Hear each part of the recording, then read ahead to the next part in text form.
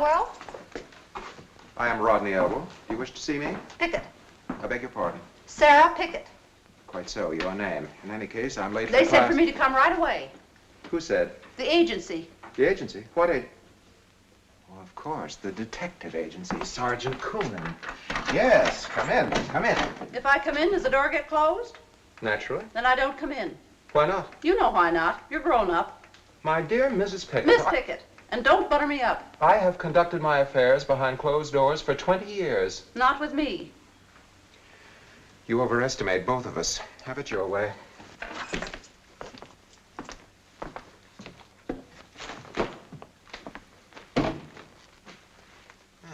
Yes, here we are.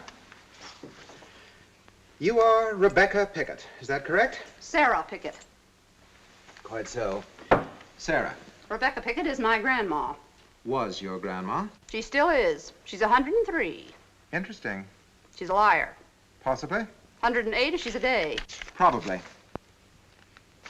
Miss Sarah Pickett, you were engaged some 15 years ago by one Noah Prätorius as his housekeeper? That's right. Where? Goose Creek, where I come from. Goose Creek. Goose Creek is a little village way downstate, is it not? Way back in the hills. And at that time, what was the profession of this Prätorius? He was a doc. A doc? He healed people. How? If I knew how, I'd be a doc myself. I mean, what were his methods of treatment? Well, some healers use one thing and some use another. But Doc Prätorius used them all. Once he'd give a powder, sometimes syrup, sometimes pills, sometimes a jab with a needle, and sometimes just talk. Just sit there and talk about a body's misery and talk a body into being well. Like working a miracle. Huh? A miracle worker, too, eh? Well, if my grandma isn't a miracle, what is? Your grandma? 4 times she lay down to die, and 4 times he talked her up on her feet. Told her she was going to live forever. Looks like he was right. Doc, healer, miracle worker, possible hypnotist. Check on narcotics administered. Now, Miss Pickett, are you completely certain that this man's name was Noah Prätorius? Would I make up a name like that? And is this Doc Prätorius by whom you were employed the same man as the famous Dr. Prätorius of this university and this city? Doc Prätorius was already as famous as you can get back in Goose Creek. He had people coming from miles around. But is he now the famous Dr. Prätorius? When you say doctor, do you mean school doctor, out of books? That is precisely what I mean. Can't say. For my part, I wouldn't get caught dead in a room with one of them. Miss Pickett, I am a school doctor out of books. That's one reason why the door is open. This man. Is he the healer? The miracle worker? Is this Doc Prätorius? That's him. Only he looked younger 15 years ago. We all did. Not me. We come now, Miss Pickett, to the most important subject of all. What can you tell me about a man named Shunderson? Who did you say? Shunderson. Hello? It's Hoskins, Professor Elwell. Well, in case perhaps, Professor Elwell, you'd forgotten, the class is still waiting. Oh, yes, Professor, of course. No, not at all. It's just that, well, Dr. Prätorius is also waiting to see you. Dr. Prätorius? To see me? Well, he'll have to wait, too.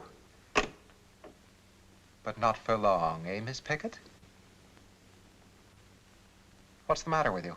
What's in this for me, Professor Elwell? I thought that Sergeant Coonan had made it quite clear. He said you wanted some information from me, but also that you were going to give me a job. That's right. What kind of a job? In the dissecting rooms, as sort of a housekeeper. What I want to know is, will the job be worth it? Will the job be worth what, Miss Pickett?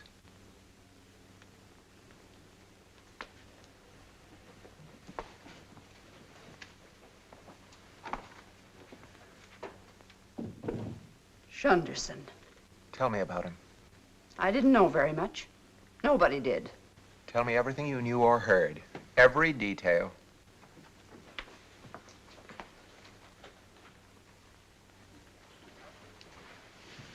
You're a professor, and it's hard to make you understand anything that ain't in a book. Well, most of what goes on in the world ain't in a book. Spare me your philosophy. What about Shunderson? To begin with, we used to call him the Bat. Did it ever occur to you, Shunderson, that skeletons always laugh? Now, why?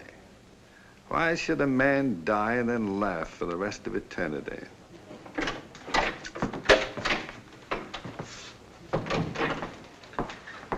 What news, Uriah? Oh, I've just spoken with Professor Elwell, Doctor. He regrets exceedingly that he is unavoidably detained.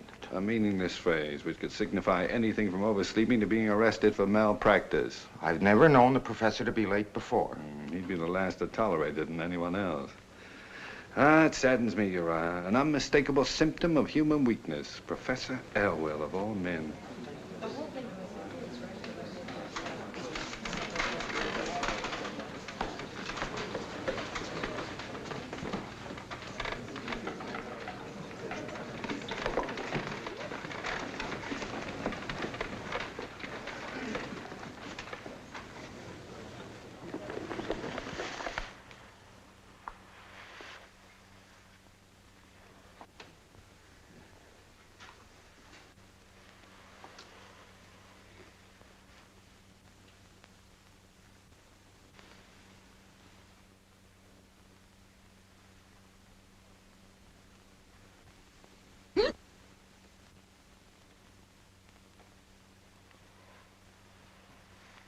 Have you your notebooks ready?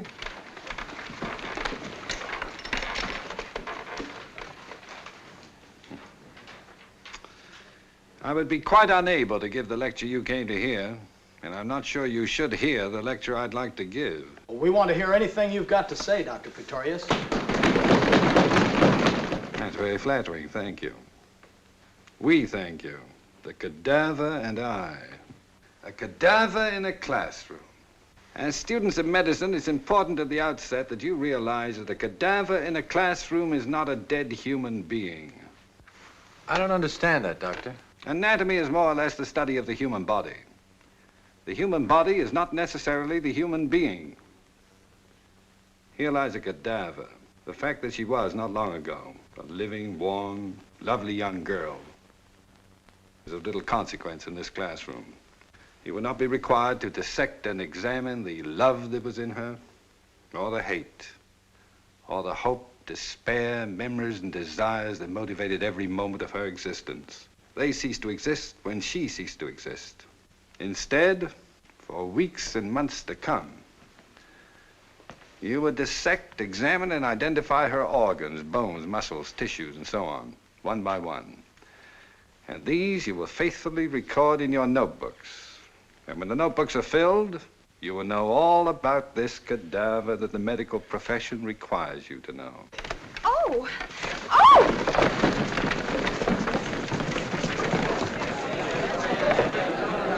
Get back! Get back! Don't touch her. Quiet down! Quiet down. A tube of Cubs Scotch would know better than to crowd like this. Back up. Have you any idea why you fainted? Have you ever fainted before? How do you feel? Silly.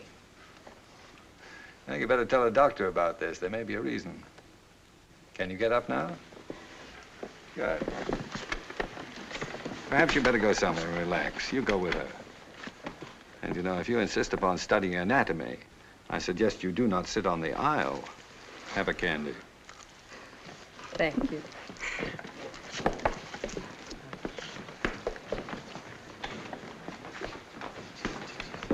You're not leaving, Doctor. Yes, you are. And please give my thanks to Professor Elwell for the use of the hall. It's been fun. Oh, I can't understand his not being here. It's most unusual. It's an unusual world, Uriah.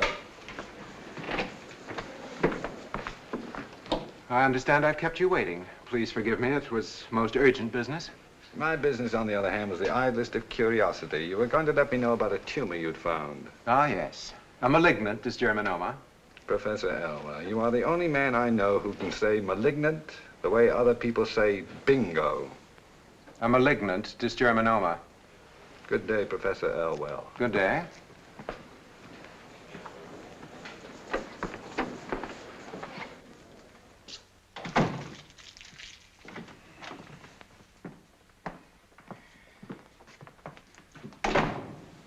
coming back in? Aren't you going back at all? Are you going to see a doctor? I guess so.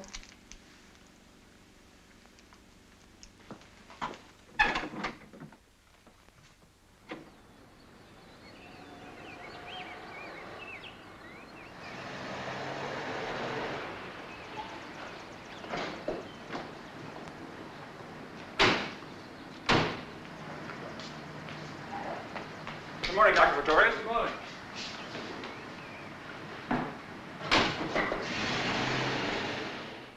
Run another test. How was she when you made this one? Depressed? Cried all through it. Well, when you run it again, call me. We'll have a laugh through the next one. See what happens with a different set of emotional factors. Well, if you like. Dr. Pretorius, a problem's come up about Mrs. Bixby. Mrs. Bixby, I thought she was doing so well. She's nearly ready to go home, but she wants to take her gallbladder with her and a bottle of alcohol. I think that's quite touching. Let her have it. Dr. Pretorius, you know we don't keep gallbladders lying about once they've been removed. Mrs. Pegler, so it's highly unlikely that Mrs. Bixby would recognize her own, so why don't you just give her any old gallbladder and make her happy?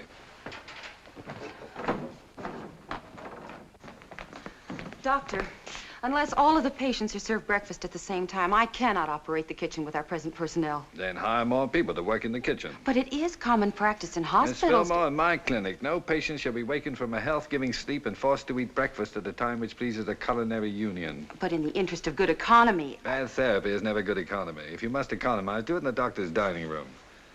And I will not have all the patients bathed at the stroke of a gong for the convenience of the nurses. One of the reasons for my founding this clinic is a firm conviction that patients are sick people, not inmates. Of course, Dr. Pretorius.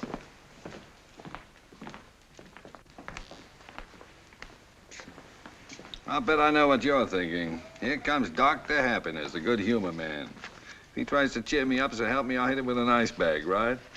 Wrong. Not that I blame you. One of the few pleasures of being sick is the right to feel good and miserable, and don't let any doctor tell you differently. I was thinking, it's not much fun when you get to be old. Oh, it's even less fun if you don't get to be old. I want to die. You'd like that, wouldn't you? Just lie around in a coffin all day with nothing to do. How was last night? Just fine, Doctor. Well, if we have another good night tonight, maybe tomorrow morning we'll go back into surgery and take another look. Doctor, does it hurt when you die? Not a bit. Where'd you get that idea? They tell me there's so much pain. Oh.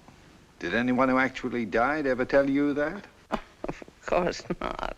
Well, there you see. All this silly gossip about dying. You know, I nearly died once. When I was a kid. The doctors gave me up for lost. The nerve of some doctors giving people up for lost as though they'd found them in the first place. Anyway, I was dying, and I was in a coma. You know how it felt? No, how? It was winter at the time. And I felt as if I was flying very slowly in a sled high up in the sky. And the world below was covered in snow and ice and bitter cold. But I was warm and cozy in the back of the sled, wrapped in an ermine blanket. And then I came out of the coma. I came back to life. How'd you feel? Awful. I had a splitting headache and I vomited for 3 days. I've never felt as good being alive as I did when I was dying. You certainly make dying a pleasure, Dr. Pretorius. Well, we'll keep that our little secret, shall we? I wouldn't want that to get around.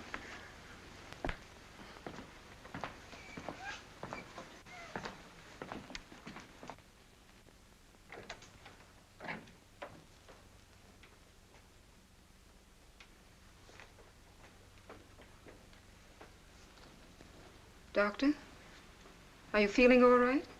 Just my usual twilight sadness. Did it ever strike you that days die pretty much the way people do? Fighting for every last minute of light before they give up to the dark. You think about the strangest things, Doctor. It's my unbalanced diet. Who's waiting? Just one patient left, Mrs. Higgins. She was in earlier today. You had Dr. Beecham run a test and told her to come back. Here's the laboratory report. Thank you. Well, the day will die on a happy note at any rate. Have Mrs. Higgins come in. Mrs. Higgins?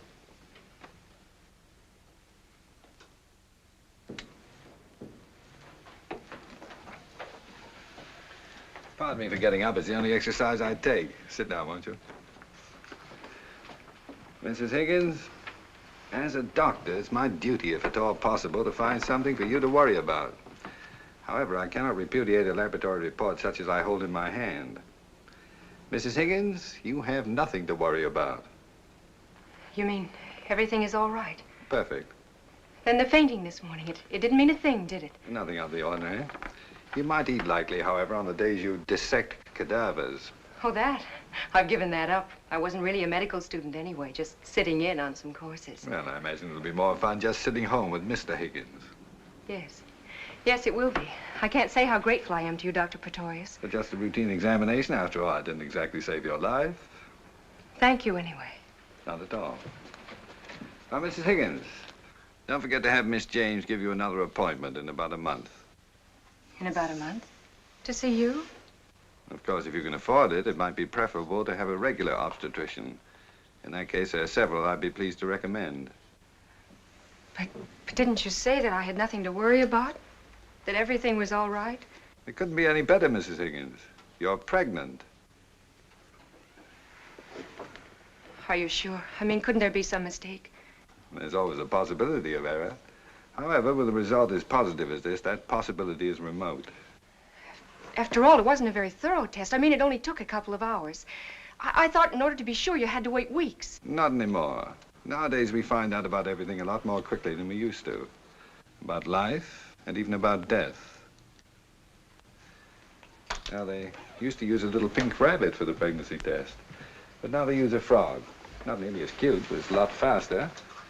Only 2 hours and just as certain. The name of the frog, by the way, is Frauenarzt. Sounds like a movie star, doesn't it? You're not married. What about the baby's father? It has no father. If that were true, it'd be the first time in the annals of biology. I have no husband. But when he knows about the baby... He'll never know. I got a telegram the other day. The other day. Seems as if he left just the other day. Seems as if we met just the other day. It's all such a crazy, mixed-up nightmare. He was in the reserve, the medical corps.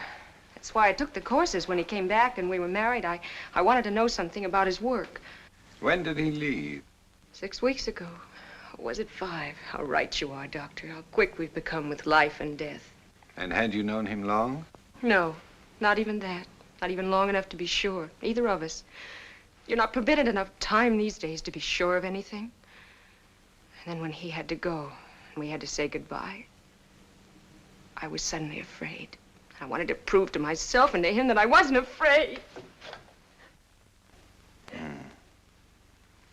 The frightening things we do sometimes when we're afraid to be afraid. Sit down, why don't you?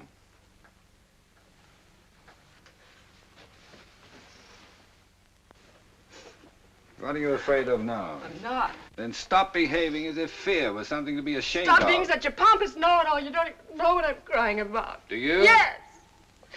Miss Higgins. I can't call you Miss Higgins. What's your first name? Deborah. Blow your nose. There's tissue in the top drawer. No, here.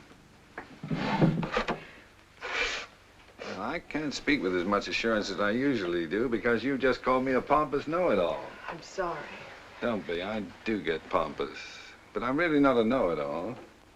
As a matter of fact, right now I'm confused. By what? Well, it seems to me that if you were crying because of the father of your baby, the time for you to cry would have been when you thought you weren't pregnant. Not now that you know you are. Isn't that so? So, he isn't the reason. No, he isn't. Then were you crying because you're afraid for yourself?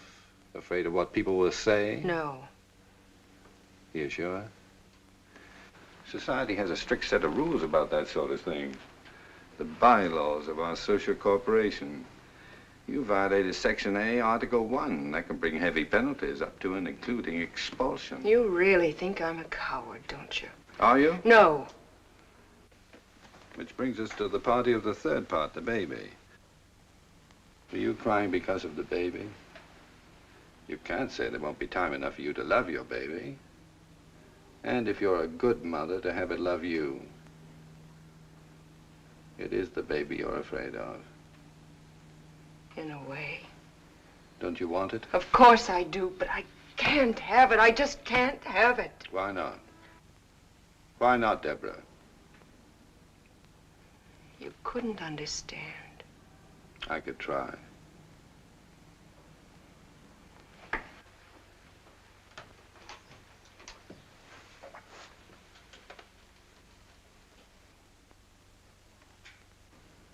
Because of my father.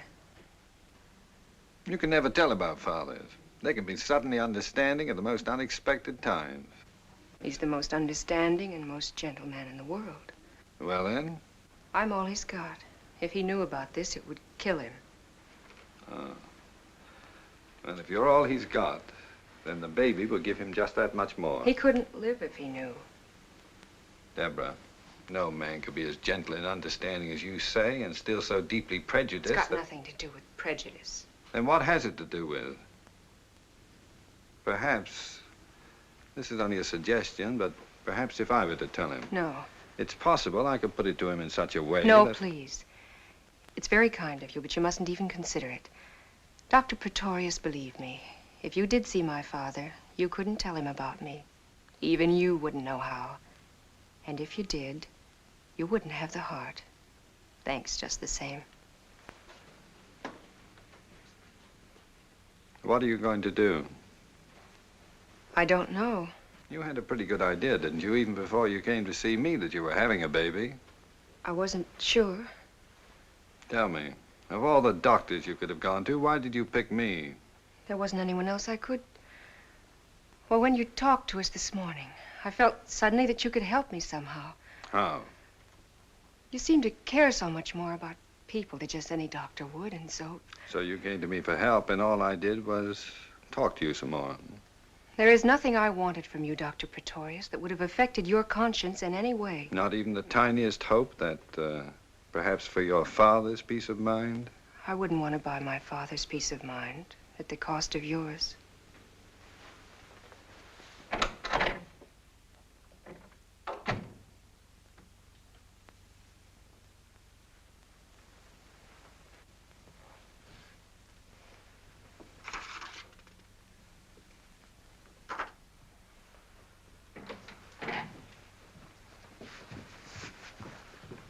Did Miss Higgins make another appointment? Miss Higgins? Sorry, I meant Mrs. Higgins, of course. No, Doctor. She left without saying a word. Sometimes, Shunderson, it seems to me that half the women who come in here want babies they can't have, and that the other half... She's old enough to know what she's doing, and to take what's coming to her. I never want to hear you say anything as idiotic and heartless as that again. But, Doctor, For one thing, you're a nurse, and for another, you're a woman. I'm ashamed of both of you.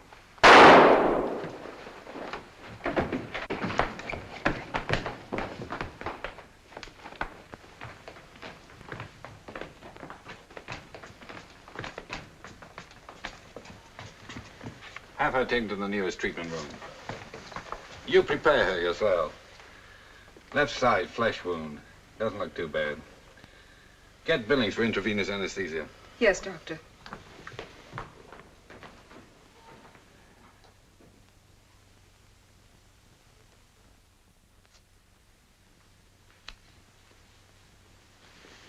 Thank you, Billings.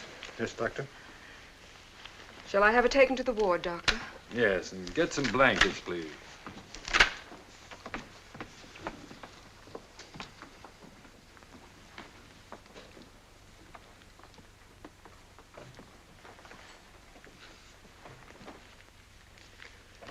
Is it bad? It's a good thing most people haven't the foggiest notion where the heart is actually located. She didn't even come close. Why'd she try to kill herself? I imagine, Shunderson, that when people need help the most, it must sometimes seem as if they're all alone in the world. Isn't that true? Then she'll try it again. She's still all alone. And if there's still nobody to help her, she'll try it again.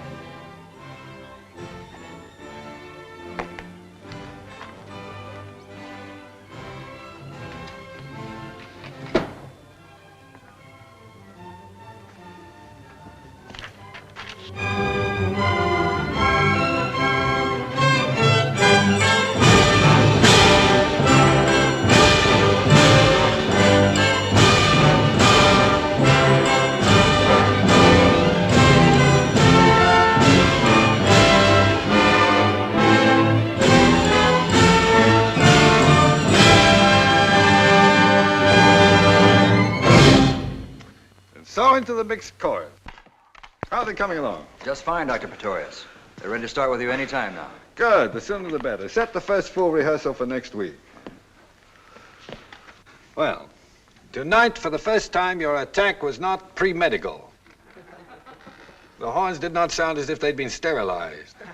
The second fiddle still pull a little. You're still inclined to regard the strings as catgut for sewing rather than for playing. And as for the gentleman on the third bull fiddle, Professor Barker, is there any reason why you, Professor Barker, who live so intimately with millions of neutrons and know them all by name, cannot maintain a simple beat on a bull fiddle? Are you referring to me? I do not mean to impugn your academic standing, of course. My dear Dr. Pretorius, I would willingly entrust the life of my sister to your skill as a gynecologist, but I would not let you conduct my 3-year-old nephew to the bathroom. The point is that I am the conductor of this orchestra, that you pay no attention to me. I do pay attention. Very well, we shall see. Start at letter B, please, Professor Barker, just your part alone. It's going to sound a little silly. After all, the bass viol is not a solo instrument. On the contrary, for one, Serge Koussevitzky has concertized as a virtuoso of the bass viol. Look who's talking about Koussevitzky. Ready?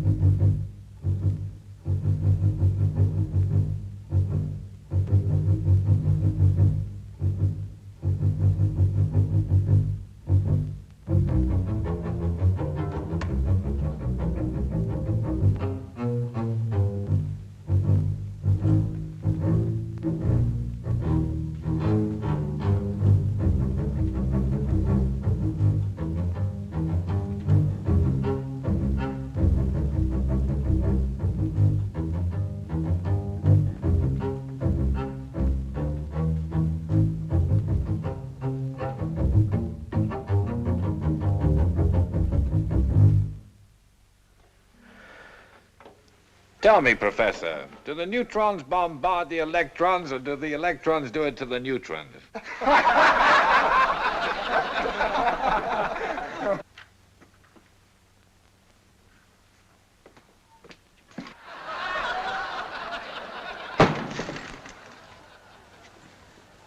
Same time next week. Thank you and good night, all. Oh, man. I'm glad with you.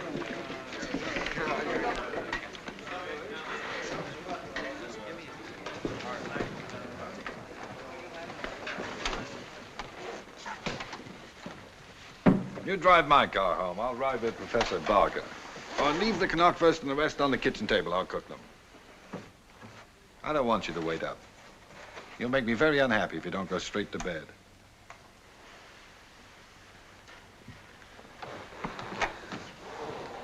He gets up before I do and won't go to bed till I'm asleep. I keep forgetting he can't stand these long hours anymore. Noah, there's something I want to talk to you about. Here and now? Well, it's fresh on my mind. Just for a minute. Sit down.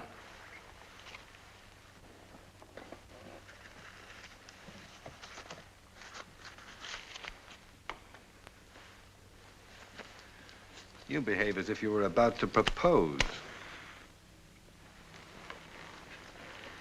Noah, one of the differences between matter and mankind is that in matter, all relationships can be stated, whereas between people, they can rarely be put into words. Granted. Now, I want you to know that I'm your good and devoted friend. I've been aware of that for some time, and I am yours. Therefore, I have the right to point out to you that there are occasions when you behave like a cephalic idiot. Also granted. Any particular occasion? Out of a universe full of time and space, only you could pick Rodney Elwell's anatomy class. The good word gets around, doesn't it? Don't take this lightly, Noah. There's been trouble brewing. Talk of rummaging about in your past. Let them rummage. They're spitting into the wind. And all this talk about charges and whatnot, of an investigation. Noah, as a friend, tell me, can Elwell dig up anything in your past that would conceivably discredit you enough to justify, say, a hearing before a faculty committee? How much discredit is enough? I've known you intimately for 10 years, and I can't even guess at what you were up to the day before I met you. Suppose I told you all. Could it affect our friendship? Of course not. I'm glad to hear that. You know, it's not much to have a friend who knows all about you. But one who's a friend even though he's not quite sure, that's worth having. And will you tell me just this? About the bat. The bat? I thought you knew that's what they call him. Sanderson. Who calls him that? Why, the students, the faculty, even the staff at your own clinic. No, I didn't know. There's not a proper name for him. Noah, who is he? A man named Sanderson. Where does he come from? Why is he with you day and night, everywhere you go? I have no right to tell even you anything about Mr. Sanderson. Can Elwell uncover something about his past, or yours, or both, that he can use to make trouble? That depends. Drop me by the clinic first, will you? I want to look in on a patient.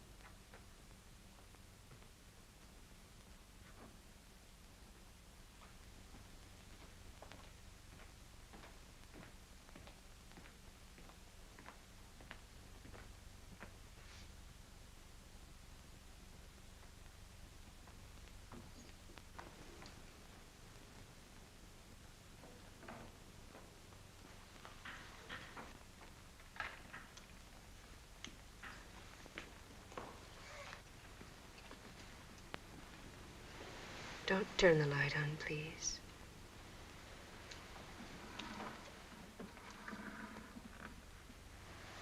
You've been crying again. That doesn't necessarily follow. Well, it's a pretty good guess when a woman wants the light kept off. Either that or her face isn't on. I don't mind being seen without makeup. I don't mind seeing you without makeup. You know all about women, don't you? Not nearly enough. I don't mean just as a doctor. Not even as a doctor.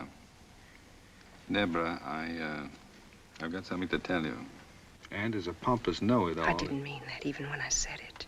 As a pompous know-it-all, it isn't going to be easy. But you remember the remote possibility that I thought could never occur about the frog being wrong? Well, the frog wasn't wrong, but you got the wrong frog. It seems the possibility of a laboratory assistant making a mistake is not remote at all. I don't understand. 2 tests were being run at the same time. One had a positive result, and the other negative. Through unforgivable negligence, your report read positive when it should have read negative. Then I'm not having a baby after all. You're not having a baby after all. Sleep well. You've got nothing to worry about. That's what you think. Now what are you crying about? It's just awful. What is? To think I had to go and tell you all about myself and what I did. Now it turns out I didn't really have to. Well, it did you good to have someone to tell it to. But not to you. Why not?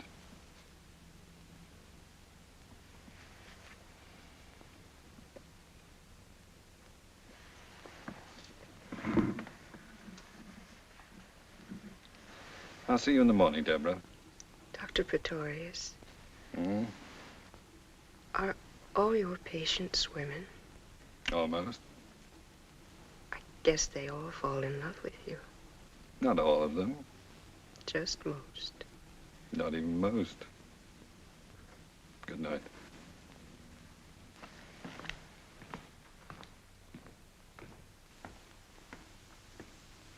What a mess.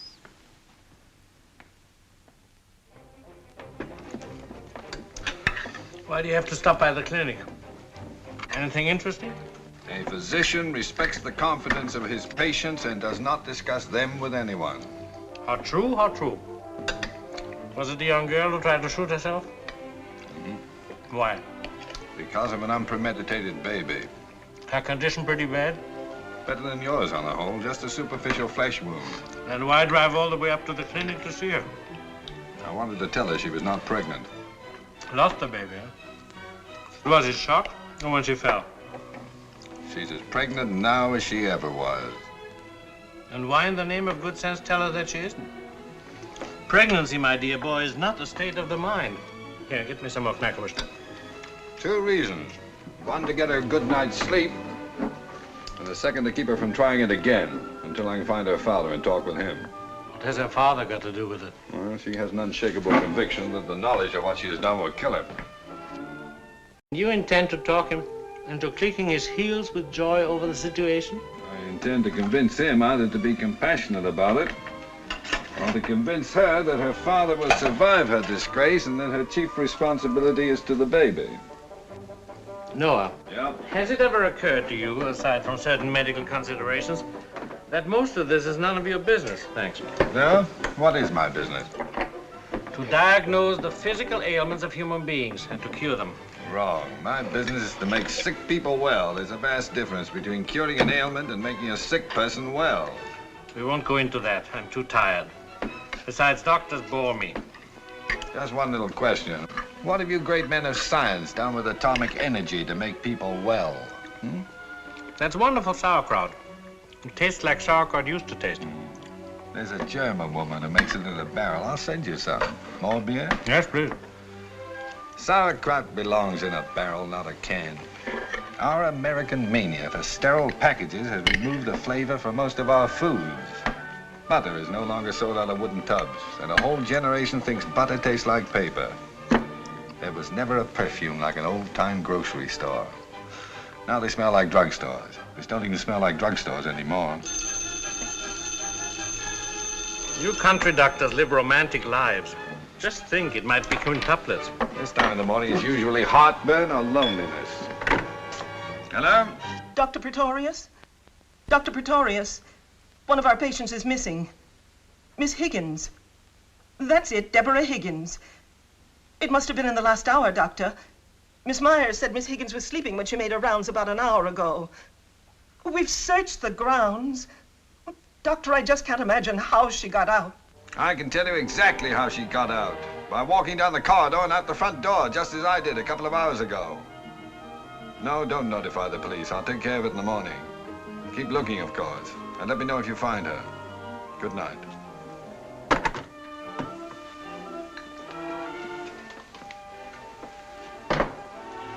Who flew the coop? The young lady we were discussing? Yeah. Why would she run away? I don't know. But I've got to find her. I should think so. It seems you've got some important information about her that she hasn't got.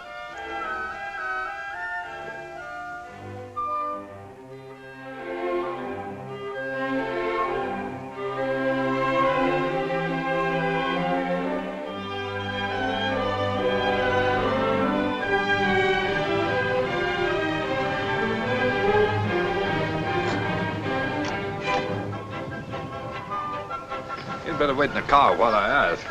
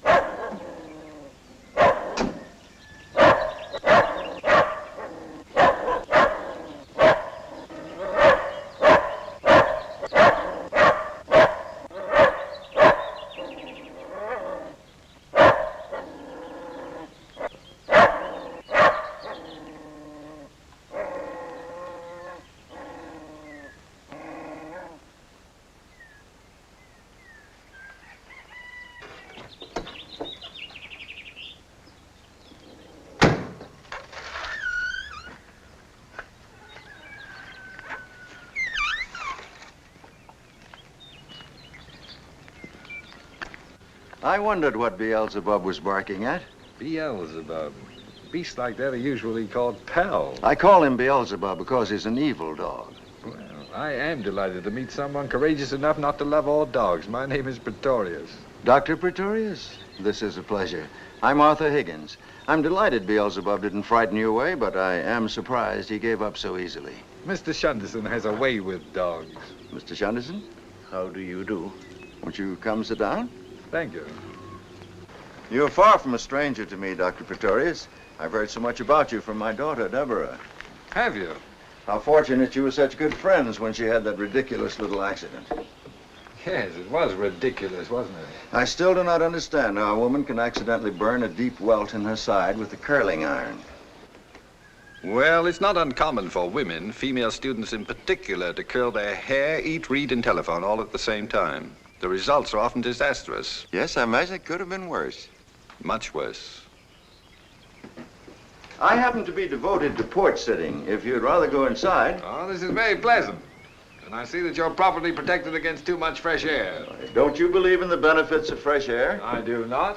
Nor do I believe that eating fish develops the brain, or that oysters will increase virility. Well, you must tell that to Deborah. She's forever driving me out of the house. You're an unusual man of science, Dr. Prätorius. You're an unusual farmer, Mr. Higgins. But I'm not a farmer. This isn't my farm. It belongs to my brother. I see. Then you're just visiting here. You might say I'm staying here. We need help. Beelzebub crawled in under the ice house and he won't come out. Beelzebub belongs under the ice house. Deborah, we have guests. Yes, I see. Hello, Doctor. Hello, Mr. Shunderson. I was wondering about that nasty little burn you got from the curling iron. It's fine. It's been almost a week, and since we happen to be driving out this way... Happen to be out this way, hours from your clinic in the university? Dr. Prätorius has far-flung interests. Then I'm sure both he and Mr. Shunderson will be interested in joining us for Sunday dinner. No, really, we couldn't impose upon you. Dr. Prätorius must have more important matters. Nonsense. We can't let them drive miles to get here and send them away unfed. We'd love to have you. We'll be happy to stay.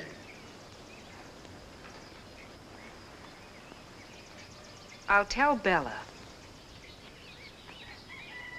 Have you been here long? Your father and I have just been getting acquainted. Dr. Prätorius has a way of knowing people very well, very quickly. He's entitled to as much time as he wants. After all, you've told me so much about him. Father, I'm not at all sure that it's good for you to be out of doors. There is nothing healthier than fresh air. You said something about telling Bella? I haven't the slightest intention of leaving here. Bella! It seems also that Deborah has told me a great deal about you, Mr. Higgins. There wasn't much to know, was there? The number of accomplishments in my life, Doctor, is one. Deborah. Quite an accomplishment. If you don't mind, I'd rather not be discussed this intimately on the front porch. On the front porch, you're in a test tube. It is obvious that you're going to be discussed. So why do you insist upon remaining where you're not wanted? Well, why should you want to discuss me? There's nothing to discuss, is there? Deborah, Dr. Prätorius has not driven this great distance to see Beelzebub or to inquire whether you're being more careful with your curling iron. It's quite apparent that he's come to talk with me. Now, go and tell Bella there will be 2 extra for dinner. Somebody yelled for me? Yes, Bella. These 2 gentlemen are staying for dinner. Mr. John know about it? There's plenty of food. Mr. John better know about it. I'll tell him. He's doing his books now, and he don't like to be disturbed. I'll tell him when he's finished, Bella. Well, I'll put 2 plates on anyway. You left the peas half done. I'll be right in.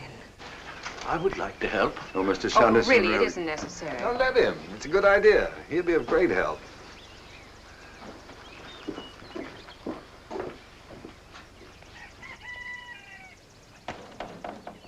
May I ask, is Mr. Shunderson your servant? He's my friend, but he likes to help. I see. Dr. Prätorius, I referred a moment ago to Deborah as the only accomplishment of my life. I'm sure you were being modest. No, she's more than my only accomplishment. Quite simply, she's my only contact with and reason for what is sometimes described as life.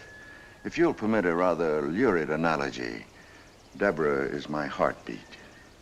Mr. Higgins, please don't feel that you have to tell me anything. No, I want to tell you about myself for just a moment. I can't say what makes me want to. Perhaps it was Bella's rudeness. Perhaps because I think of you already as a friend. Have you got a match? No. I smoke too much anyway.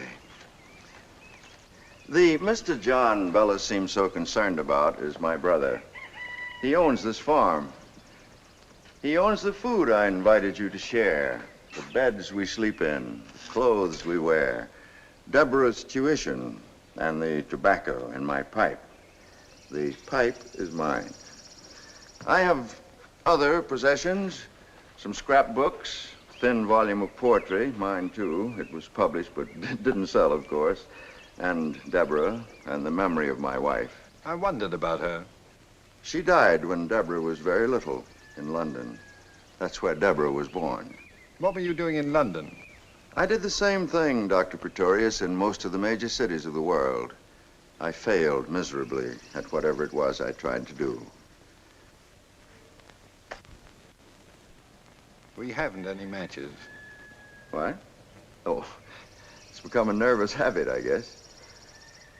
My brother John never left this farm. Physically, mentally, spiritually, or in any other fashion. I don't imagine John's been more than 100 miles from this porch in any given direction. When you left the farm, what did you set out to be? Nothing in particular, except to be as far from here as possible. I remained both throughout my life, far from here and nothing in particular.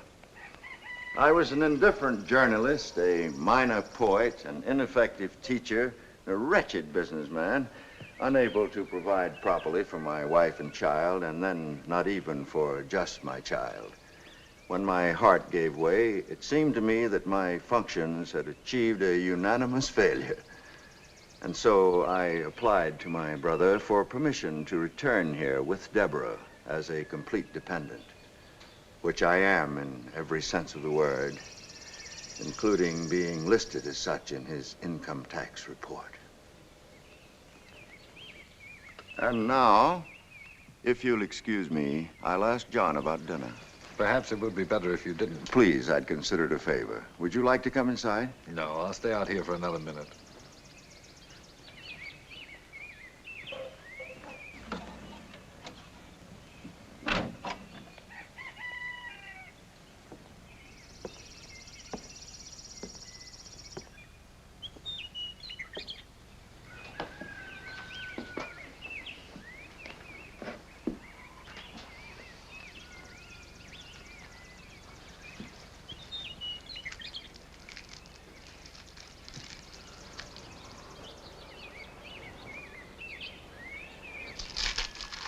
I thought you were helping in the kitchen.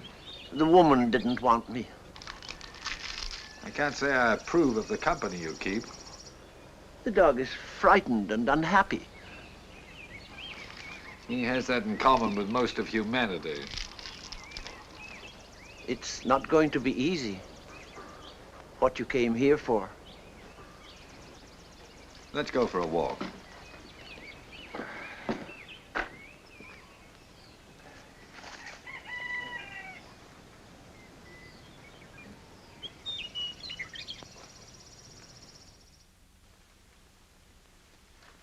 Sunday ain't Sunday without chicken. Two things I guess I did every Sunday in my life. Go to church and eat chicken. Don't you ever eat chicken on a weekday? Only on Sundays. But if you like chicken so much, why don't you eat it more often? Because I only eat it on Sundays. Uncle John lives according to a very strict schedule. Two things I live by, the good book and the calendar. I got a day's work to do every day in the year. I take care of my work, and the good book takes care of me. Then you do the same thing every day of every year, is that it? Just like the cows and horses and vegetables. That's right. That's what the good Lord and old Mother Nature put us here for, to do the job they set out for us. Oh. Well, I can't speak for the good Lord, of course, but I know a little about old Mother Nature. If old Mother Nature had her way, there wouldn't be a human being alive. How do you mean that? I mean, among other things, that old Mother Nature tries to destroy us periodically by means of pestilence, disease, and disaster. That's why the human race has been at war with old Mother Nature ever since it became the human race. What do you mean, became the human race? Is that what you teach? No, and I'm not really a teacher. That merely happens to be my opinion. You make a lot of money? John, really, I don't think you... I don't mind telling him.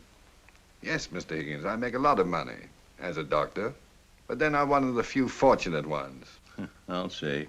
We got one here in town, works night and day. Hasn't got a red cent. If you had a teacher here in town, he'd be a little worse off than even your doctor. But then the government doesn't pay them for the patients they don't treat or the children they don't teach. Oh, you mean like I get paid for not growing some crops? I never could figure that one out. But then, never ask too many questions about it. Never look a gift horse in the mouth. You? I never look any horse in the mouth. Well, I'm going back to working on my books. Then I'm going to sleep a while till it's time for my radio programs. Off my schedule today, income tax. I ain't complaining, though. Got more deductions than I thought. Doc, do you mind if I put you and your friend down as a couple of feed salesmen? Flattered. Just don't call me Doc. That way I deduct the whole dinner. Every little bit helps. I write it all down in a book. Most of my equipment don't cost me a thing, writing it off year by year. What's it called, Arthur? Depletion and depreciation. Yeah, that's it. Means it's running down. Don't work so good as it did.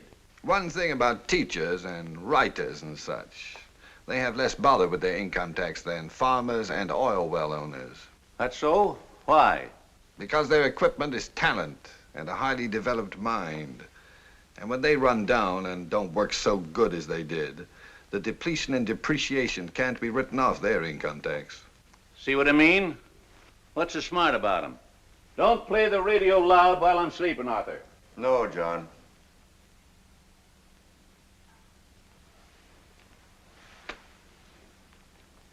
Deborah, why don't you show Dr. Pretorius the farm? I'm sure he'd be interested. Just a lot of depletion and depreciation, that's all. That's it, before it's all written off. I'll get a sweater and meet you outside.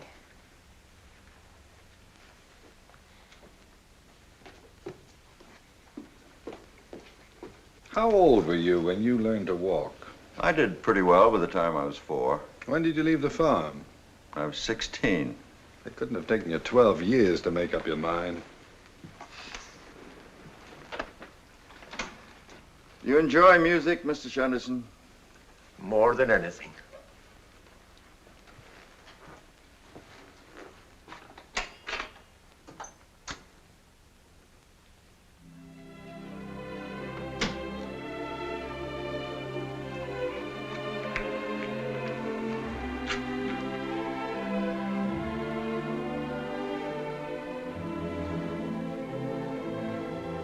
Mr. Shenderson, Dr. Pretorius has come here to ask Deborah to marry him, hasn't he? I wouldn't be surprised.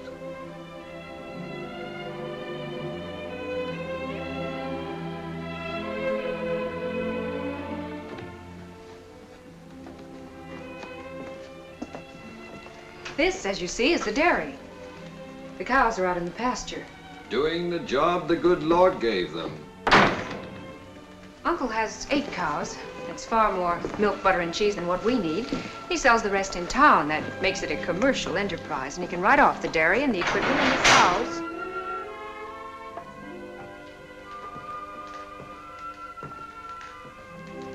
I think I like the dairy best of all. It's certainly spotless, isn't it? The Board of Health is very strict about that. Where'd you hide Bella when they come around? Under the ice house? Down here. This room is for the separator and things. I'd stay out of there if I were you. You might get caught in a room with a dead end.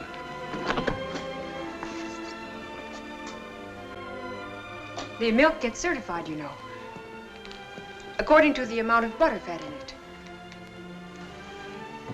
Why did you run away from the clinic? And this, of course, is the separator, where the cream gets separated from the milk. Why did you run away? It works by centrifugal action. It used to be done by just skimming it off. But the cream, being lighter than the milk, rises to the surface. Deborah. Because I had to. Why? I had to, that's all. Why? Because. Why? I had reasons. What? They were private and personal. I don't have to tell you everything. Why?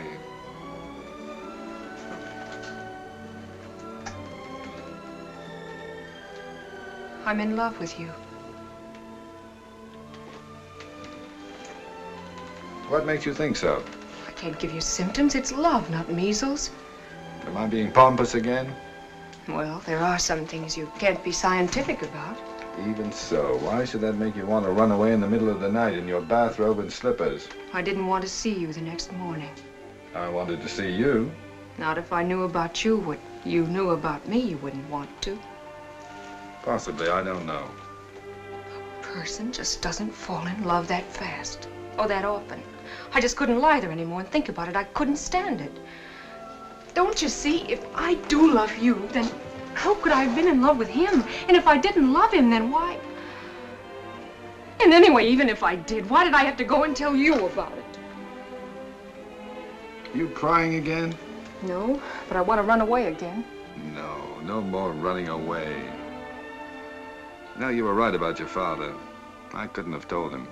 He'd have understood, but I couldn't have told him. Certainly you couldn't have.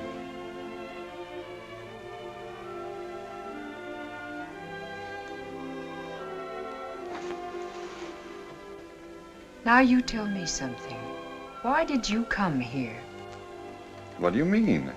It couldn't have been to talk to my father. Well, as a matter of fact, Because if it was, what about? There wasn't anything to tell him, really, was there? Well, no, not really. It was A just superficial flesh wound like mine. You weren't worried about my condition, were you? Of course not. Going to all the trouble of finding me, searching the registrar's records and whatnot. Why did you come all the way out here? I don't know, really. I think you do know. What's your first name? I can't go on calling you Dr. Pretorius. Noah. Why did you come after me, Noah? You know, what you said before about cream being lighter than milk, that wasn't quite accurate. Noah's a cute name. My real name is Ludwig. You see, cream is the oily part of the milk. It's not actually a separate product. I prefer Noah. In homogenizing milk, for instance, the particles of fat become emulsified. I do not want to appear unladylike about this, but I'd feel silly acting coy. So that the cream becomes part of the general body of the milk. With you, of all men. You couldn't have come out here because you wanted to talk to my father. And you couldn't have come out because you were worried about my health. And there comes a time when a patient asks a doctor questions. Why did you come all this way just to see me, Noah? I did have a reason, you know. I know. No, you don't. But it doesn't seem to matter at the moment. You're being pompous again at the moment. You'd be surprised how unpompous. Then what are you being?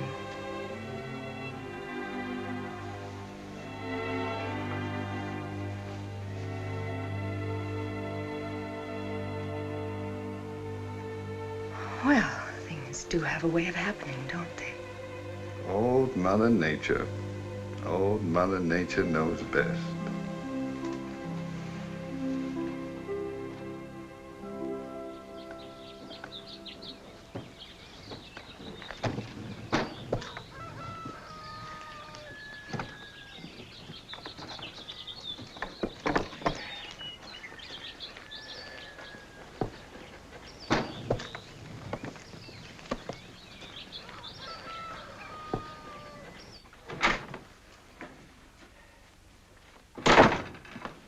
What's Uncle John up to? He's got the radio on full blast. Something about rustlers. It seems somebody rustled 15,000 television sets. Here, use this. Dropping my things out of the window. You'd think I was escaping from a girls' reformatory. There is no reason why we can't just walk out the front door. It's more fun this way. When are you going to break the news to the gentleman farmer? John, during his favorite quiz program, I intend to let him have it as a personal jackpot. He'll be mad. I hope so. I am scared. Deborah, I thought I was going to have to die without seeing you safely out of here and without telling him off. Remember your promise to come and live with us. Of course he will. Much against everybody's better judgment, including my own, I intend to live very happily with you. I'm still scared. There's nothing that John can do to either of us. Oh, she's not scared of John. She's scared of me. Pompous know-it-all. It just so happens that what I'm afraid of is that you don't really want to marry me and that I won't make you a good enough wife. In the first place, I'm not in the habit of marrying women I don't really want to marry. His first name isn't Noah, you know. It's Ludwig. And in the second place, a woman has yet to be born who doesn't in her heart believe she'll make her husband a much better wife than he has any possible right to expect. I just don't want to get married tonight. I don't want a long engagement, but can't I even have one day? We'll be married in New York. That takes 3 days. All right? It's just so I can feel more feminine about it. I must say you're the only man I ever heard of who acts exactly like some poor girl that has to get married.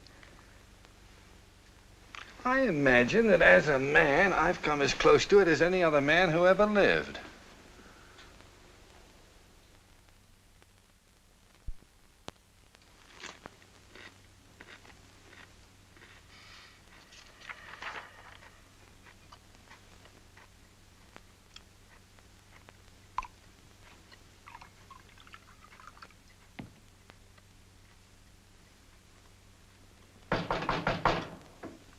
Come in. I got it, Professor. Sergeant Coonan. I got your man.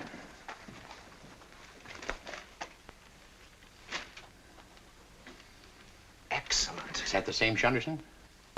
Very probably. Could you identify him from this? Almost positively. You got to do better than very and almost. My dear man, this newspaper appeared in 1917. The photograph is 34 years old at least. The identification may not be entirely positive, but it satisfies me. We got to be sure. Get me a new picture of this character. There are none that I know of. Mr. Shunderson has always manifested a violent aversion to being photographed, even to snapshots by students. Want me to handle it? Please. Okay. Comes tomorrow, we slap a tail on this monkey. Mr. Coonan, I have spoken to you about this before. I must be able to understand you. Oh. What I mean is, starting tomorrow, we have him followed. Unhappily, it'll have to wait until Monday. Dr. Prätorius is undermining a medical convention in New York and will not return until then. Monday it is. Good luck to you.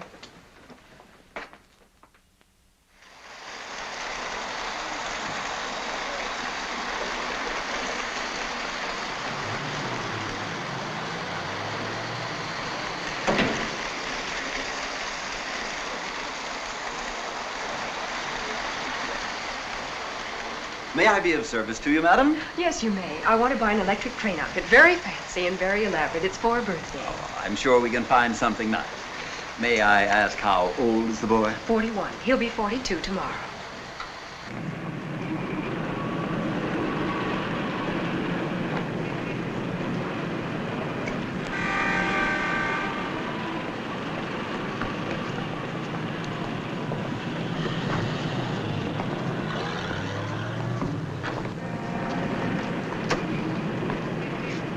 Mr. Shunderson. Is anything the matter? No, I thought I saw a friend. Well, if you'd like to go. No, it doesn't matter. Then would you help me with the trains? We've got more equipment than the Union Pacific. Sure.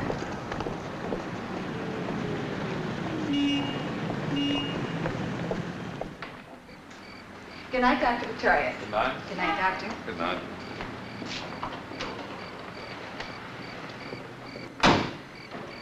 I think you should know. Someone took my picture today. Give me one to wear in a locket around my neck.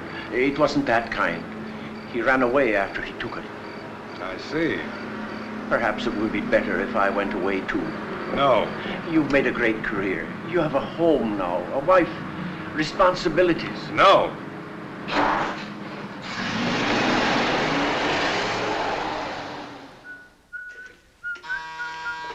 Want me to answer, Mrs. Pretorius? Oh, don't bother, Anna. Mr. Shunderson's somewhere out front. He'll get it.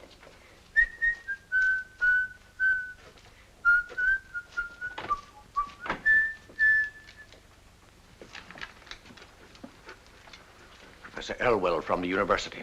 At this time of day? What about? He's come to see Dr. Pretorius in very urgent business. Shall I call him? Certainly not. Dr. Pretorius is not to be disturbed. I'll talk to Professor Elwell.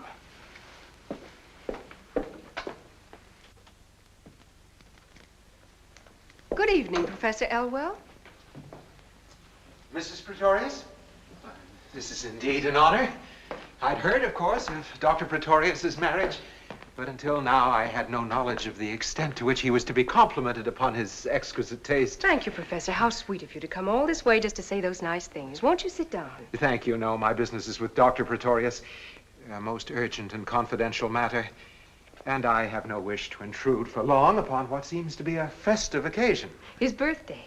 So, these must be happy days indeed for your husband. Unfortunately, they're busy days, too, and at the moment he's in a very important conference. But surely if you were to tell him that a most pressing matter concerning the university... I'm afraid he cannot be disturbed.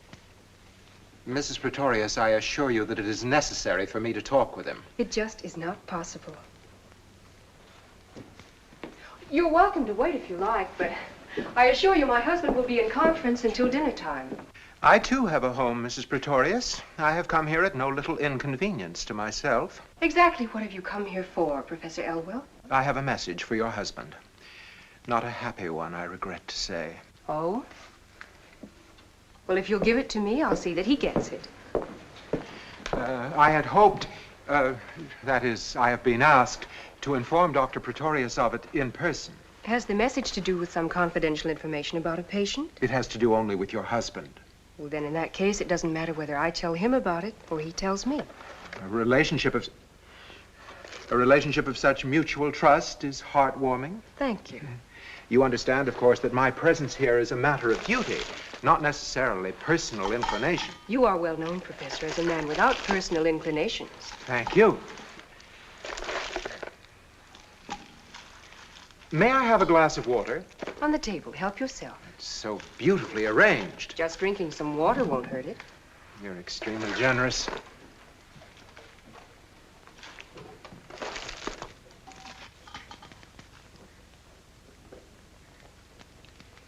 Mrs. Pretorius, there have been for some time now persistent, but obviously unreliable, rumors about your husband. About women? About the circumstances under which he has practiced medicine. About his methods. And certain events, both past and present. Oh, that. And in view of certain disclosures, unfounded of course, which have come to light recently concerning both Dr. Pretorius and his most intimate associate. My husband is intimate, only with me. The dean of our university has asked me to present to Dr. Pretorius a list of the charges that have been brought against him. Who brought these charges? Dean Brockwell invites your husband to disprove these charges. In confidence, of course. Should your husband be unwilling to accept this offer of a private hearing, then the dean will have no recourse other than to summon Dr. Pretorius before a faculty committee for an open discussion of the charges in question. They must be pretty serious. What are they?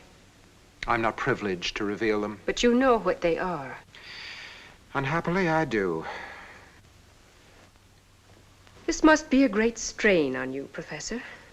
The performance of one's duty in a profession founded upon such high standards of honor, dignity, learning, and ethics. One thing you can be sure of, my husband isn't going to sneak into the dean's office to clear his name in private. You'll drag those nasty, vicious rumors of yours right out into the open and get rid of them in the open, where you've been spreading them. Mrs. Pretorius, you're not being objective. We are discussing my husband, not a kidney. You are also leaping at conclusions. All rumors need not necessarily be vicious and nasty. It depends upon the viewpoint. I am pretty well committed to one particular viewpoint, Professor. Quite so. Well, I must be going.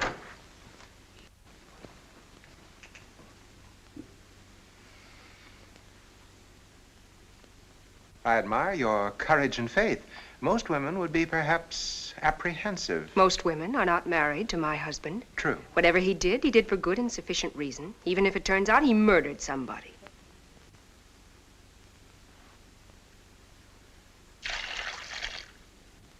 I have never had occasion to envy Dr. Pretorius. May I say that I envy him you? You have that right under the Constitution of the United States. Will you show the professor to the door, Mr. Shunderson? He's leaving.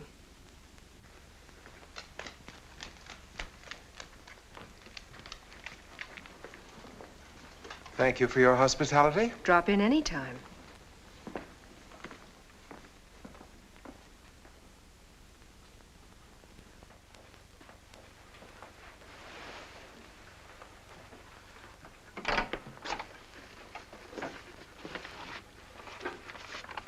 Give this to the miracle man.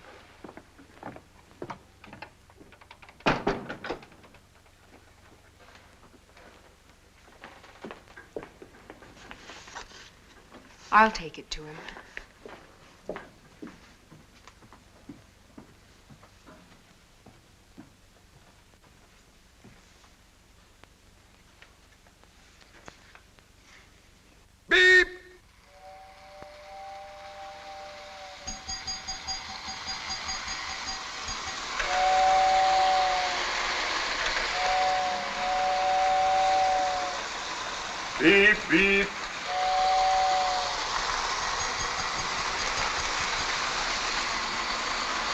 Beep, beep, beep.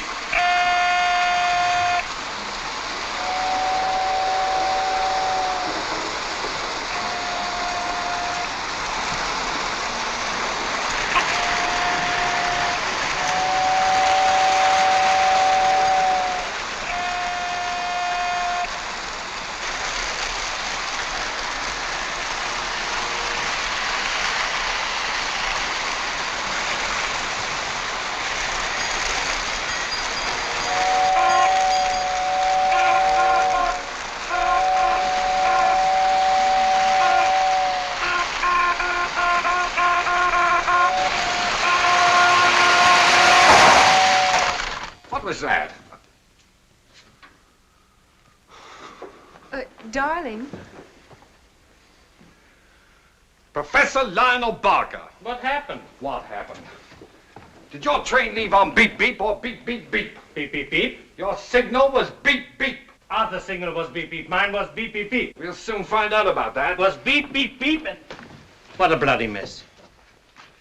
And whose fault is it, my fine atomic friend? You can't go around smashing everything you see. You know everything isn't atoms. Yes, it is. Not for smashing it isn't. Not in my house and not my train. Deborah, get out of the way before Professor Barker smashes you. He's on a smashing ban. Darling. Beep, beep, beep. Those were your orders. What Beep, was your beep, signal beep. to dispatch Beep, your beep, train? beep. Beep, beep. I told you so. Mine was beep, beep, beep. Beep, beep. Arthur, yours was beep, beep, beep. Beep, beep. Beep, beep, beep. Beep, beep. Now look, they're my trains and I'm the chief dispatcher. I know how I set them up. Beep from me, beep, beep from you, and beep, beep, beep from Arthur. What difference does it make? What difference does it make? Look at this disaster. In case of disaster, the responsibility remains with the chief dispatcher. And in a catastrophe like this, he either resigns or blows his brains out. I refuse to be held accountable for the inability of two idiotic assistants to remember two simple signals. I consider your high-handed refusal to accept the testimony of two responsible men as worse than idiotic. Under the circumstances, I consider it criminal. Your signal was beep, beep, beep, and you know it was beep, beep, beep. Noah! Deborah, I leave it to you, but remember you're Deborah, my wife. I am your father. I'm not related to you by blood or These trains were supposed to leave these various rooms at various times. On these tracks, and they returned to their own spots. They suited. He began to issue...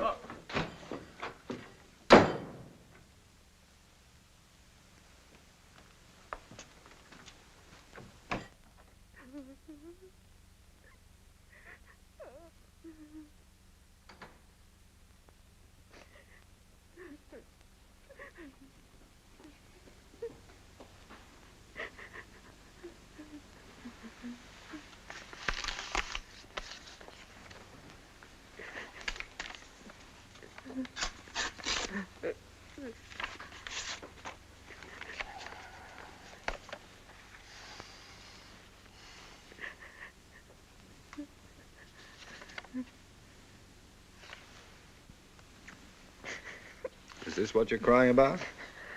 Then what? It's just that I love you so much, and I went and put all those candles on that cake when you're really only 9 years old. According to this document, I am not the picture of childish innocence you imagine me to be. Do you want to read it? No.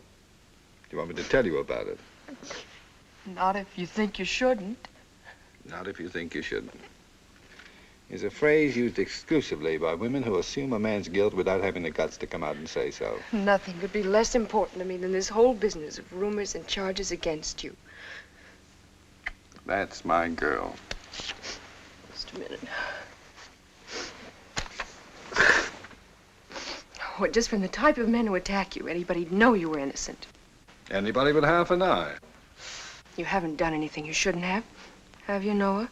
Many times. But not as a doctor. Don't let it worry you. I won't. Noah,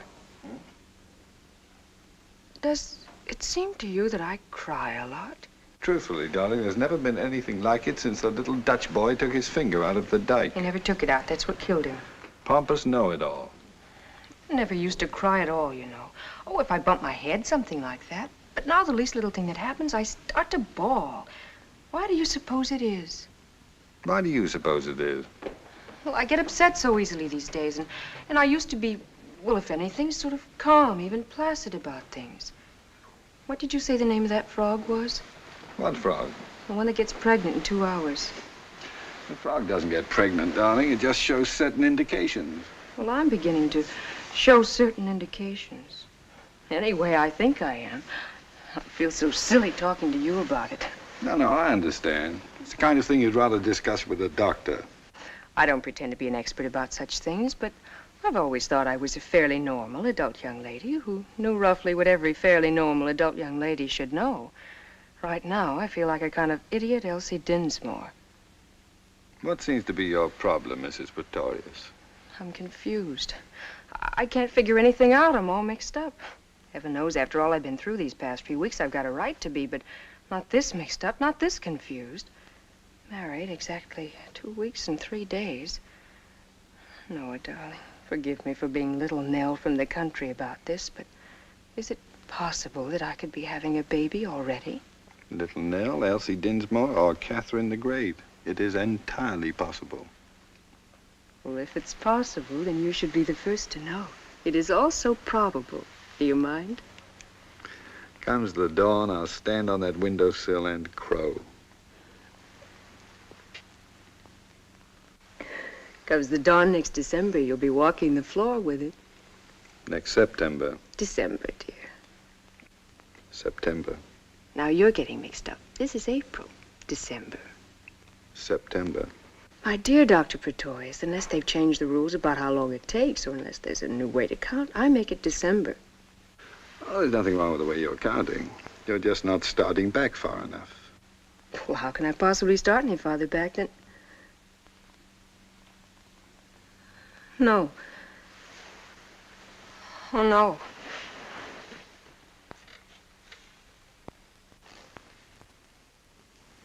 You're quite a noble character, aren't you? I've never thought of myself as one particularly. No, really. I mean, I've heard of doctors who were self-sacrificing and unselfish, but apparently there's no limit to yours. Deborah, you couldn't be more wrong. Were you that afraid I'd kill myself? How afraid is that afraid? Afraid enough to marry me, to keep me from it? Is it conceivable to you that I would? It seems obvious, doesn't it? You mean that as a doctor, I was faced by a situation which I could only meet by marrying you? That I did it as a remedy? Deborah, as you know, I believe in using any form of therapy that will make people well. But it would be highly impractical to make marrying my patients a standard form of treatment. Why did you marry me? Because I was in love with you. Is that why you came to the farm? To ask me to marry you? No. Not consciously, at any rate. Let's not mess with the unconscious right now. We've got enough conscious trouble to worry about. You fell in love all of a sudden, didn't you? All of a sudden. I'm still falling. Let me know when you hit bottom. Anytime within the next 30 or 40 years. You came to the farm because you knew I was pregnant. And then you met my father and my uncle, and you understood why I tried to kill myself. But by that time, you were all mixed up in it because you told me that silly lie about the wrong frog. And I was so obviously in love with you. It was all over me like a tattoo. And so, with no possible way out for anybody, all of a sudden you fell in love with me, and that solved everything. And everybody lived happily ever after. For 2 weeks and 3 days, that is. Until I found out that my baby isn't going to be yours. Funny. This calls for tears, and I haven't got any. I take it all back about my being normal and adult and lady. What makes you think it isn't going to be my baby? Because it isn't. Because its father is someone you never even knew. Someone I can't even remember as well as I should. All of which, however true, has nothing to do with our baby. His interest in this world will begin as it does with all babies, when suddenly, through no fault of his own, he is rudely deprived of a warm, secure, and well-fed existence, which he has every reason to believe will go on forever, and finds himself upside down in the air, being smacked on the backside. Are you going to love him? Of course I am. So am I, and we'll keep him warm, and we'll feed him and make him feel secure again. And give him brothers to play with. All boys, eh?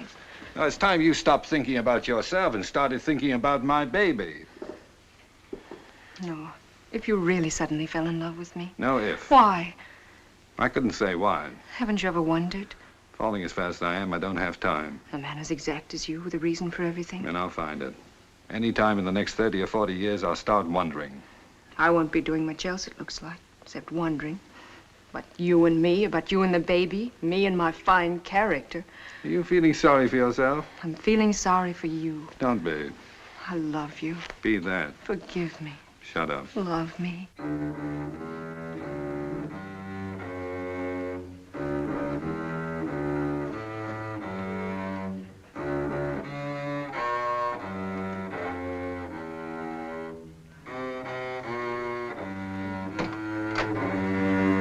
Dinner is served. I have forbidden you to bring that disgusting echo chamber into my house. As your friend, it is my duty. Am I not the master in my own to house? provide for your wife some contact with a world of sensitivity of which you have no knowledge. Here, here. A happy birthday to you. Happy birthday to you. Happy birthday, dear Noah. Happy birthday to you.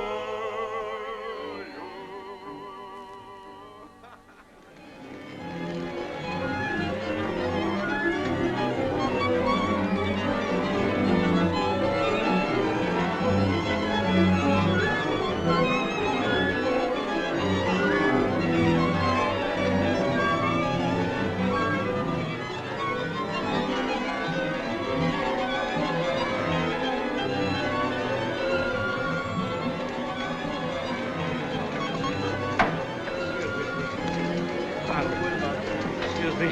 Sorry. Pardon me. Lionel, Oh, I'm late. the hearing must have started. Why aren't you there? No, not yet, but in a second. Now, you mustn't be nervous. There's nothing to be worried about. Just see to it that they get it over with quickly. Such nonsense. May I?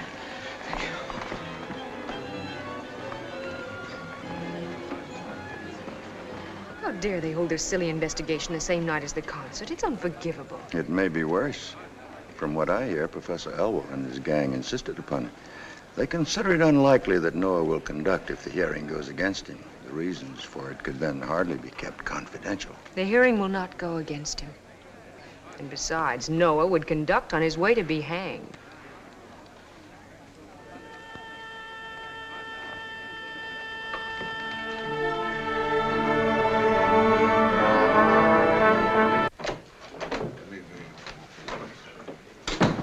Terribly sorry, gentlemen. It was unavoidable.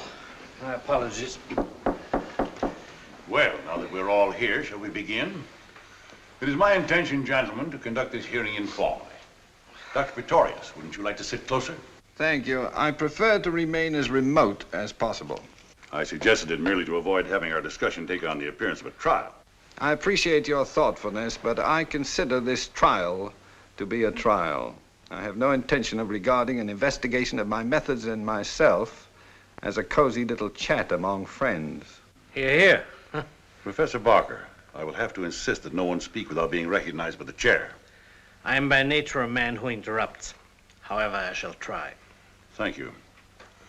Dr. Pretorius, may I suggest to begin with, in order to avoid both the embarrassment and time involved in examination, that you give of your own accord a pertinent account of your life and professional activities prior to your arrival in this city and this university. I prefer to be questioned. Why? Because I do not intend to tell things about myself of my own accord, which are nobody's business but my own. They are the concern of the entire medical profession.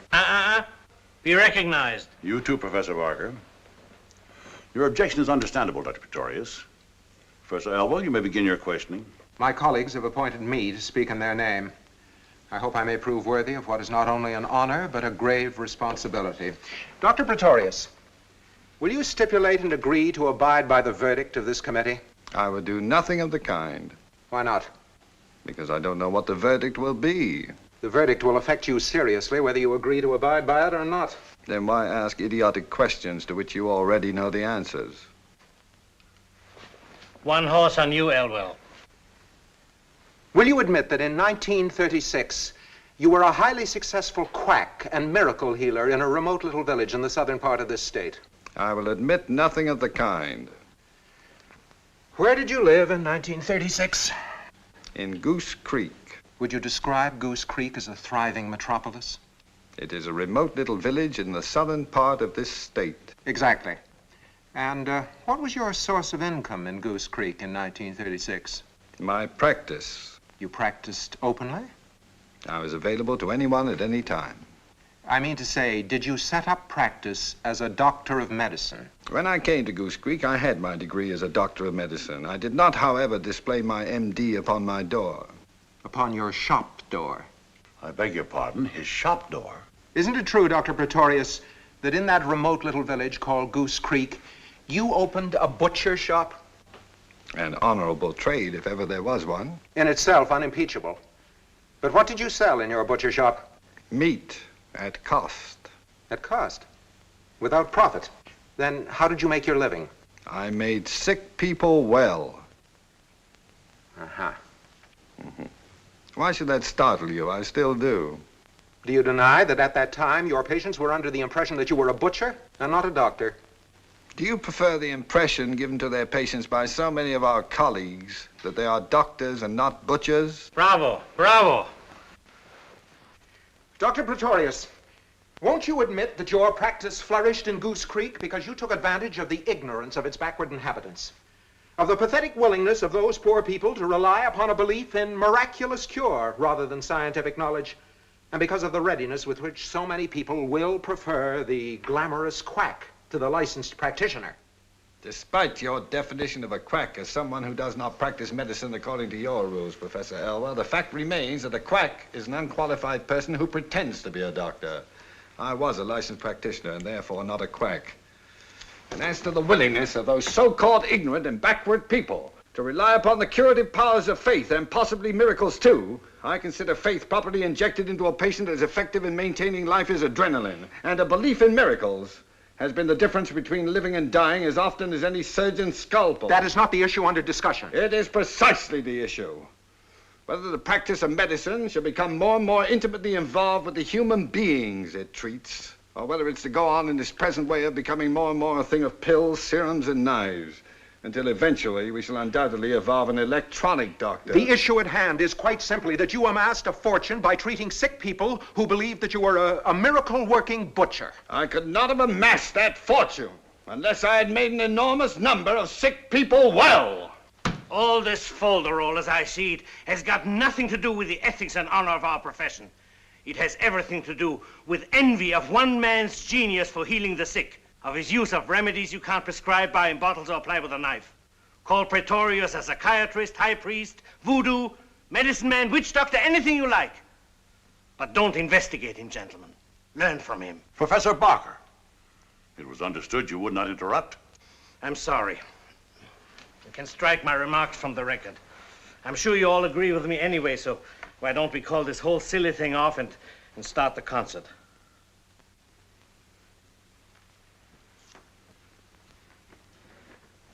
It would interest me, Dr. Prätorius, to know why you ever left this lucrative practice in Goose Creek, and under what circumstances.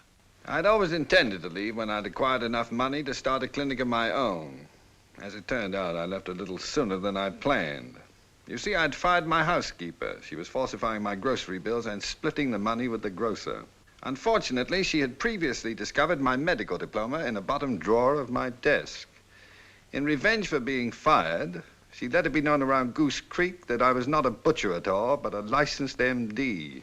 I was confronted by a crowd of angry townspeople and forced to admit the truth. I narrowly escaped being run out of town on a rail. Any more questions, Professor Elwell? A great many more, thank you.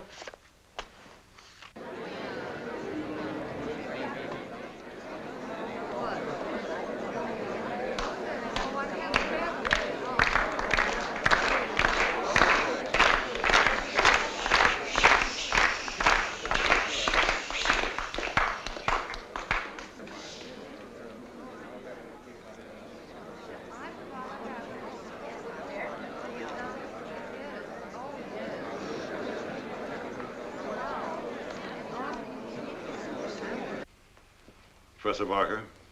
May I point out that these monkey shines are seriously delaying the concert of our student orchestra? Our concern here is the future good and welfare of our students as doctors of medicine, not as troubadours. Were you recognized? Professor Barker, we're all concerned about the delay of the concert.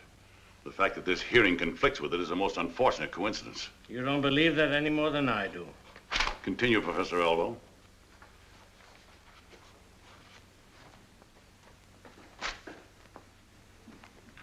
Dr. Pretorius. I thought you'd forgotten me. Who is Shunderson? I take it you mean Mr. Shunderson. Mr. Shunderson is my friend. Is he associated with you professionally? Not as a professional. He helps at whatever he can. He is also employed in your home as a manservant or butler, is he not? I do not employ him at all. He works at whatever he pleases, where he pleases, and when. He is never very far from your side, or for long, it seems. Rarely. Dr. Pretorius, what was Mr. Shunderson before you knew him? I refuse to answer that question. What were the circumstances under which you made his acquaintance? I refuse to answer that question.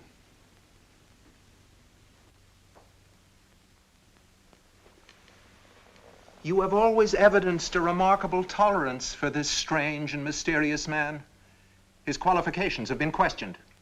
His blundering and slow-wittedness have caused complaint, and yet you have protected him at all times to the fullest extent of your authority.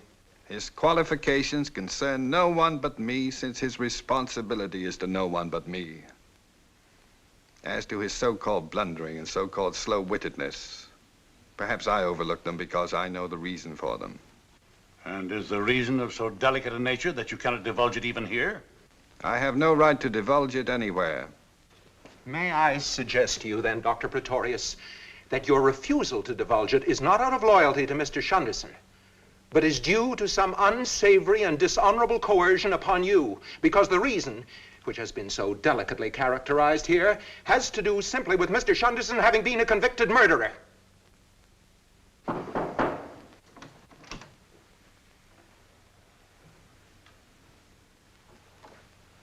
What are you doing here? I was listening through the door. I protest against this highly irregular, unethical, and probably prearranged eavesdropping. Elwell, you can use more words more unpleasantly than any irritating little pipsqueak I've ever known. Gentlemen, I suggest we leave the saloon floor and return to a more academic level of behavior. I want to tell my story. He'll never tell it. But what you want to know about me has nothing to do with him. Well, let's hear it by all means. Okay. Certainly, Mr. Shunderson.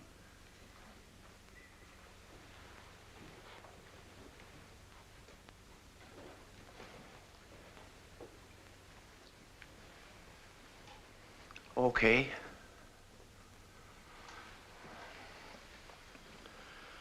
I'm not a fancy talker. I don't know a lot of words. That alone is a welcome relief. Well, now, Don't start with well now. Where should I begin? Tell them when you were condemned to death for murder. The first time? Of course. Well, the first time was in Canada in 1917. It was Christmas. It wasn't a very Merry Christmas. Don't editorialize, just tell the facts. I had a sweetheart and a friend. We were very close, the three of us. We went everywhere together. Well, this one time we went mountain climbing.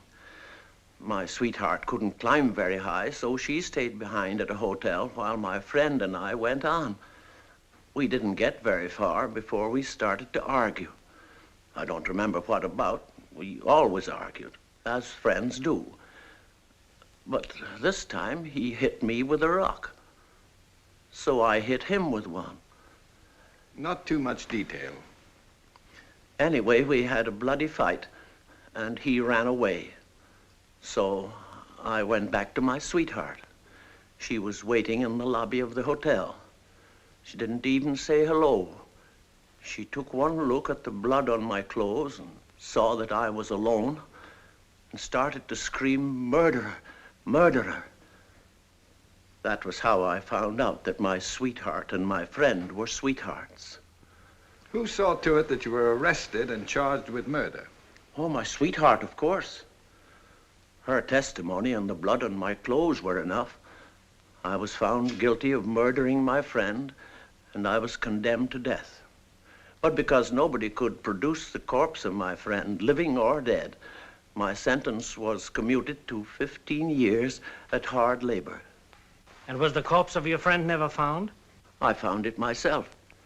After I served out my full 15 years at hard labor, I found it accidentally. I was walking past a restaurant in Toronto.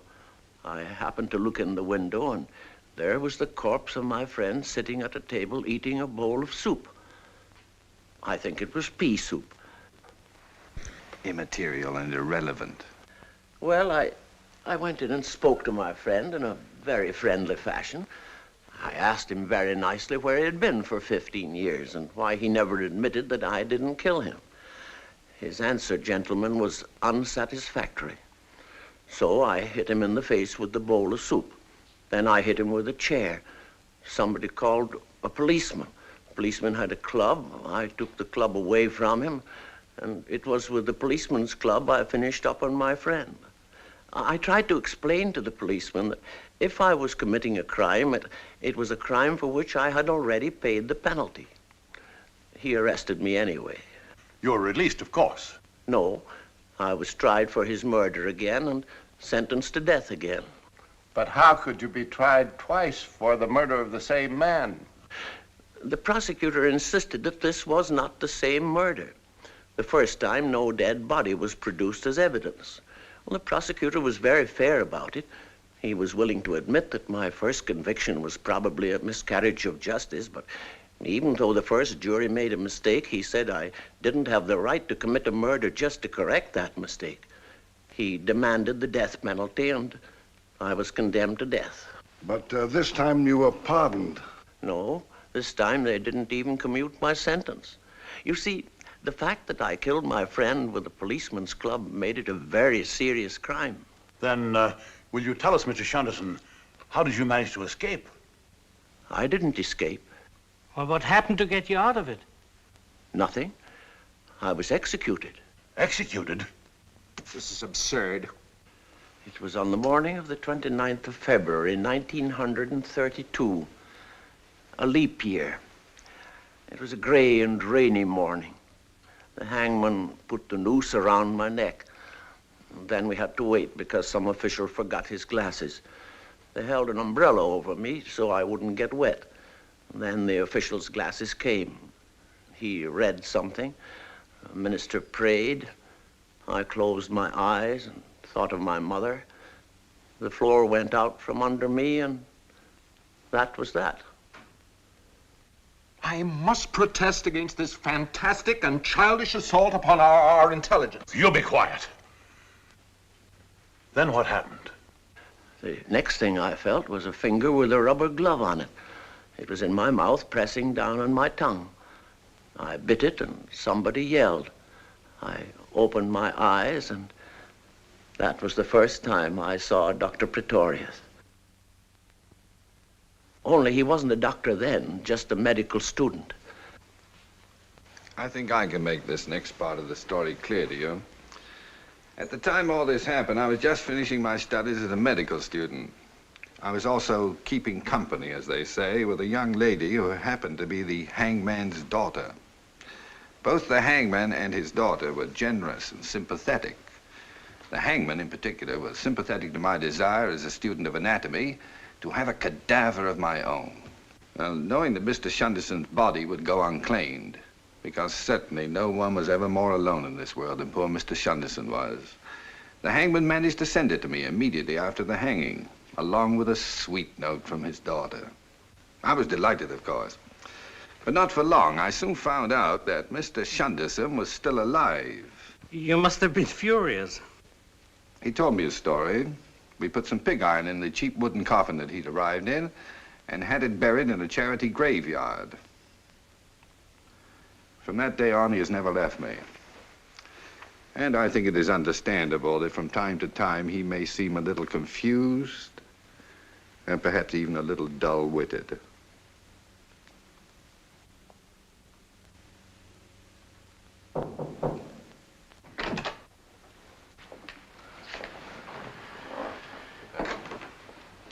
I don't mean to intrude too much, gentlemen, but I'm sure that by now you must have made up your minds. Deborah, a wife simply does not come barging into a room when her husband is being investigated. After all, if he's innocent, he's late for the concert.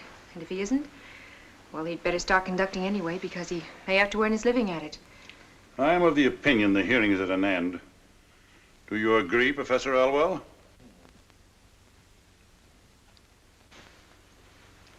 The trouble with you is, Elwell, you've never had a cadaver of your own, much less one that bit your finger.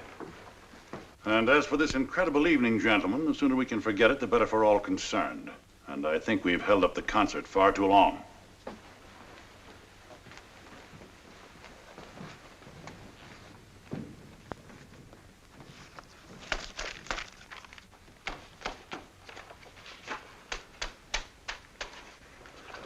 Professor Elwell, you're a little man. It's not that you're short, you're little in the mind and in the heart.